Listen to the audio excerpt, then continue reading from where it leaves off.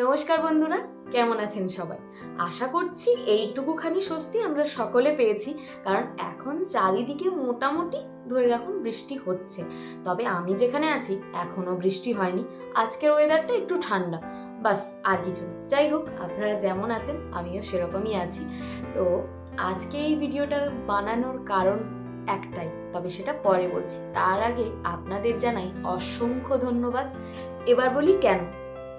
আপনাদের কিউরিয়াসিটি দেখে আমি আমার বিয়ের প্রথম স্টেপের একটা ব্লগ দিয়েছিলাম।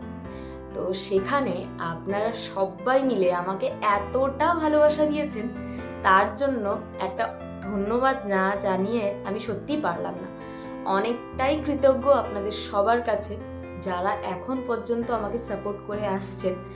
সব কিছু মিলিয়ে অসংখ্য ধন্যবাদ সবাইকে আমার পাশে থাকার জন্য। এভাবেই আমার পাশে থাকুন। এভাবেই আপনাদের ভালোবাসা নিয়ে আমি পৌঁছে যেতে চাই আমার আগামী দিনগুলোতে। তো সঙ্গে থাকুন। স্বাগত জানাচ্ছি প্রতিদিনের অক্সিজেনের নতুন ব্লগে। তো শুরু করা যাক। দিনটা ছিল 29শে সেপ্টেম্বর। আমার দিদির বিয়ে হয়েছিল 22শে সেপ্টেম্বর। তো সবাই যেহেতু বাড়িতেই ছিল, মানে আমার বড়দি, জামাইবাবু, সঙ্গে আমার মেজদি, নতুন জামাইবাবু, সঙ্গে আমার বোন, সবাই যেহেতু বাড়িতে ছিল, তাই সবাই মিলে ডেট ফিক্স করা হলো আমাদের রেজিস্ট্রির। তবে একটা মজার ব্যাপার জানেন কি, আমাদের রেজিস্ট্রির পরই যাওয়া হয়েছিল ছেলের ঘরে আমাদের বাড়ির থেকে দেখতে। যাই হোক, সেটা এখন পুরনো। রেজিস্ট্রি করতে হলে যেহেতু 2 দিন লাগে, মানে প্রথমে অ্যাপ্লাই করতে হয়, তারপরে আবার ফিক্সড একটা ডেট দেয়, সেই ডেটে আসতে হবে। এর পরের ডেটটায় হয়তো আমার দিদিরা আর কেউ থাকতে পারবে না, মানে আমার বড়দি আরও কেউ থাকতে পারবে না।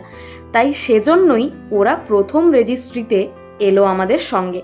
এখানে বাড়ির লোক সেরকম কেউ ছিল না, দেখতেই পাচ্ছেন আমার দিদির নিউলি ম্যারিড কাপল একদম গয়না পরে সেজেগুজে চলে এসছে রেজিস্ট্রি অফিসে।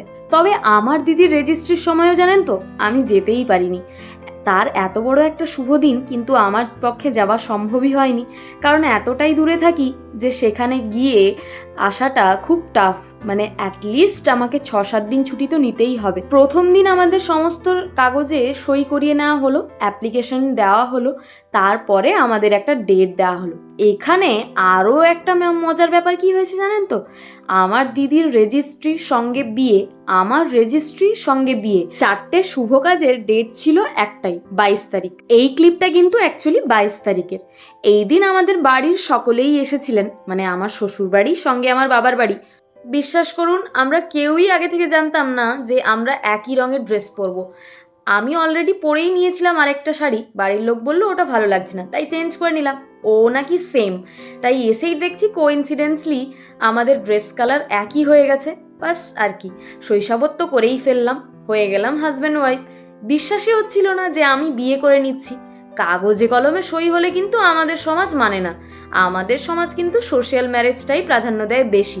এই ধরুন না, আজকে আমরা খাতা কলমে কিন্তু হাজব্যান্ড ওয়াইফ, কিন্তু আমি যদি এখন আমার শ্বশুরবাড়ি যেতে চাই, সমাজের একটা লোকও মেনে নেবে না, বলবে দেখো বিয়ের আগেই কেমন শ্বশুরবাড়ি ড্যাং ড্যাং করে চলে এসেছে। আমারও নিজেরও বিশ্বাস হচ্ছিল না যে আমি অলরেডি বিবাহিত। তবে একটা বাস্তব সত্যি কথা হলো, আমাদের সমাজ যেমন ভালো তেমনই খারাপ। তাদের প্রাধান্য দিতে দিতেই আমাদের নিজেদের প্রাধান্যই নিজেদের কাছে হারিয়ে ফেলি আমরা। দুটো বাড়িতেই ভীষণ খুশি সবাই, একজন পেল তাদের বৌমা, আর একজন পেল তাদের জামাই। তবে সমাজের এই নিয়মটা আমার বেশ খারাপ লাগে যে মেয়েদেরই সবকিছু স্যাক্রিফাইস করে আসতে হয়। কি জানি যারা এই প্রথাটা চালু করেছে তাদের অ্যাকচুয়াল বক্তব্য কি ছিল। হয়তো মেয়েরা ফেলনা, তাই তাদের সবসময় স্যাক্রিফাইস করতে হচ্ছে। আর ছেলেরা যেহেতু ঘরের একেবারে জ্বলন্ত প্রদীপ, তারা কিসের জন্য স্যাক্রিফাইস করবে। তবে সত্যি কথা বলতে আমার হাজবেন্ড কিন্তু এরকম নয়, উনি ভীষণই সাপোর্টিভ, আমাকে অনেকটাই সাপোর্ট করে। আমি সত্যিই চাই যে প্রতিটা ঘরের মানুষের মন আমার হাজব্যান্ডের মতোই হওয়া উচিত, আন্ডারস্ট্যান্ডিং, কেয়ারিং, সাপোর্টিভ।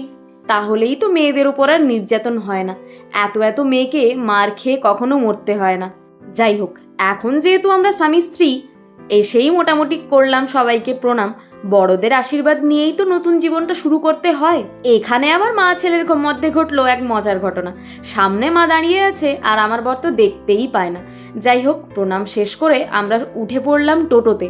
অ্যাকচুয়ালি আমার শ্বশুরবাড়ির থেকে যেখানে রেজিস্ট্রি অফিস খুব কমই ডিস্টেন্স, প্রায় 20 মিনিট, আর আমাদের বাড়ির থেকে একটু বেশি বলতে পারেন, আধ ঘন্টা।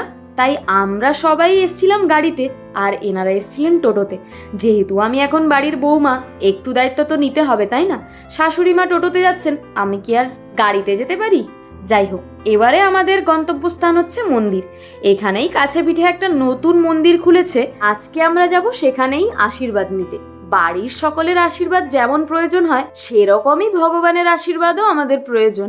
তবে সত্যি কথা বলতে আজকের দিনটা দিদিদের ভীষণই মিস করছিলাম। ওরা থাকলে কতটা যে খুশি হতো, কারণ আমাদের বিয়ের ঘটক যদি বলা যায় তাহলে কিন্তু আমার দিদি জামাইবাবু। তাই প্রথম থেকেই আমার জামাইবাবুর আবদার, ওনার নাকি ভাইসুর ভাতা চাই, সঙ্গে আবার ঘটক ভাতাও চাই। মানে ভাবতে পারছেন একটা মানুষ কতভাবে আর লুটবে।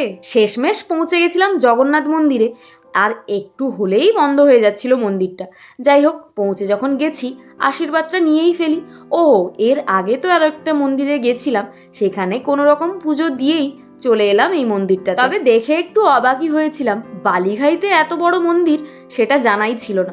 যাই হোক, আজকে দর্শনও হয়ে গেল। আমাদের এই জেনারেশন যতই বলুক না কেন আমরা মডার্ন, আমরা ভগবান বিশ্বাস করি না, তাও বাড়ির লোকের বিশ্বাসের কাছে আমাদের হার মানতে হয়। আমরা যতই বলি আমরা বিশ্বাস করি না ভগবান, ঠিক আমাদের বিপদের সময় হলেই ভগবানের নামটা আমাদের মুখে সারাক্ষণই চলে আসে। প্রণাম পর্ব সঙ্গে ফটো পর্ব হলো শেষ, এবার চলে এসেছিলাম খাওয়া দাওয়া করতে। মেনুতে কিন্তু অনেক কিছুই ছিল, আর এটা অ্যারেঞ্জ করেছিল আমার শ্বশুরমশাই আর বর মিলে। যাই হোক, আজকের ভিডিওটা এখানেই শেষ করলাম। অবশ্যই কিন্তু জানাবেন কেমন লাগলো, আর যাদের মনে হবে এই ভিডিওগুলো ভালো নয়, অবশ্যই তারা এই ভিডিওগুলো থেকে দূরে থাকবেন। টাটা।